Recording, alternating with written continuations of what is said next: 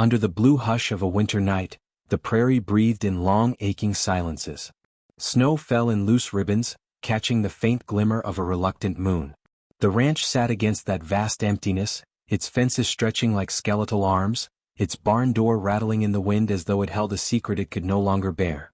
Caleb Whitmore, 30 years old and worn by more than his share of solitude, pressed his gloved hand to the door and felt the cold bite through the leather. He had built this place with the grit of his youth, stacked beams and nailed roofs against storms, but he had never built walls high enough to keep out loneliness. Tonight, though, something stirred beyond the timber, and for the first time in months his pulse sharpened with curiosity. What could be moving in the barn on such a night? The hinges groaned as he eased the door open. Warm air, faint with hay and horse musk, rolled against him. His lantern cut a trembling circle into the dark. At first, he thought it a trick of light, a pile of blankets carelessly tossed in the straw. Then he saw the rise and fall of shallow breaths, the dark spill of hair glistening with melted snow. She was curled in on herself like a creature hunted by the cold, her hands bare, skin flushed and raw, lashes crusted in frost. A trespasser, his mind insisted. Yet his chest tightened with something gentler, more dangerous. He stepped closer, boots hushed by hay. Wealth had made him careful, solitude had made him guarded, but this vision undid him with a swiftness that startled. She was young, maybe 22, her face marked with beauty not softened by safety but sharpened by hardship. The shawl she clutched was too thin for the storm. Beneath its folds, he glimpsed the beaded trim of clothing not of his world. A widow, he would later learn, from the remnants of a tribe scattered across these plains, bearing a name he would come to cherish, Ilara Redbird. For now she was simply a shadow that breathed. He should have shouted, demanded answers, hauled her out into the night to prove no weakness lived under his roof. That was what neighbors would expect, the men who already muttered that Caleb Whitmore was odd, proud, too private for his own good. But the storm outside howled like a judge, and his lantern showed him trembling shoulders rather than threat. Something cracked open in him then, some brittle layer that had kept his heart closed off since boyhood. He bent, voice low, so low it startled even him. "From now on you're mine." The words hung in the air, reckless and unplanned, yet they felt older than the snow, older than the grief that bound them both. Her eyes opened. They were dark, searching, wary as a wounded bird's. She did not flinch, though a tremor shook her. Her gaze locked onto his with the fierce dignity of one who has lost everything yet refuses pity. For a moment neither moved. He felt the barn tighten around them as if the beams themselves bent forward to listen. What would she do? What would he?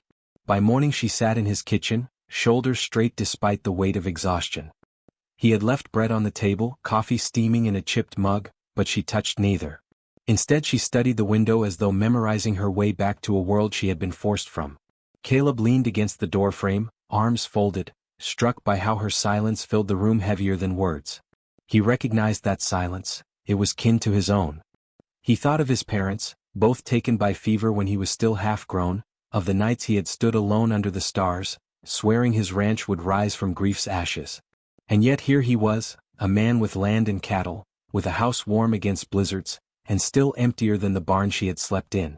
He tried a question, where she had come from, if she had kin, but her lips pressed tight.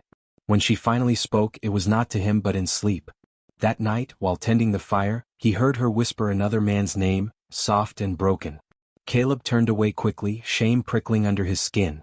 She belonged to grief still, not to him, perhaps never to him. What right had he to claim her with words whispered in the dark? And yet he could not ignore the pull, the sense that fate had shifted on the snowy floor of his barn. The days unfolded with quiet tension. She lingered on the edges of his labor, shadowing him across the ranch but never asking nor offering. He noticed her mending one of his torn shirts without being asked, her fingers trembling as she threaded the needle, her eyes darting away when he caught her in the act. He noticed too how the neighbors' glances sharpened when they passed by. Whitmore keeping an Indian woman in his house, it would be spoken with disdain, with suspicion, with all the venom the frontier could muster against what it refused to understand. Caleb bore it in silence, shoulders squared against the judgment, but inside, shame twisted. Not shame of her, never her, but shame that he had once cared about the opinions of men who knew nothing of loss. And then one evening she was gone. The storm had rolled back in, swallowing the ranch in a white blur. Caleb's heart lurched when he found her blanket folded neatly on the chair, her place by the fire empty. Panic, a feeling he had not known since boyhood, clenched his chest. He saddled his horse in haste, snow stinging his face as he scoured the valley. Each gust of wind seemed to whisper her name. The prairie stretched endless and merciless, and with every hour he feared he would find her too late. What had driven her away? His silence? His claim whispered in the barn? His failure to understand the depth of her wounds? At last, near the riverbank, he saw her, crumpled against the drift, skin pale as moonlight, breaths shallow. He leapt from the saddle, gathering her in arms that shook not from cold but from terror. Her body was light, frighteningly so, as though sorrow had stripped her down to bones and spirit. He carried her back through the snow, each step a vow he could not yet name. By the fire he coaxed life back into her hands, rubbing them between his palms, pressing warmth into her with a desperation that surprised him. Slowly her lashes fluttered, and her gaze found his. For the first time her lips moved toward gratitude, a single word carried fragile as smoke. That whisper burned into him deeper than any kiss might have.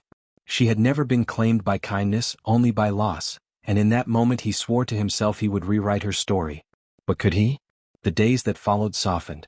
She accepted meals now, laughed once, a sound so rare and bright it startled them both. They spoke little, yet gestures carried more weight than words. His hand brushing snow from her shoulders, her setting his cup at the table before he reached for it, their quiet evening spent in shared silence that no longer felt empty. Still, longing lingered in her eyes when she looked out the window, a longing for belonging, for roots, for something more than survival. Caleb saw it and feared it. If he did not anchor her here, would the world steal her again? One evening he draped his late mother's shawl over Alara's shoulders. The fabric smelled faintly of cedar, its edges worn but still warm. She startled, her fingers clutching it as though holding not cloth but a memory passed into her keeping. Her eyes shone in the firelight, and though she said nothing, he felt something shift between them, fragile yet unbreakable. Could gestures speak love louder than any declaration? Yet the world pressed closer. Rumors thickened, neighbors spoke louder.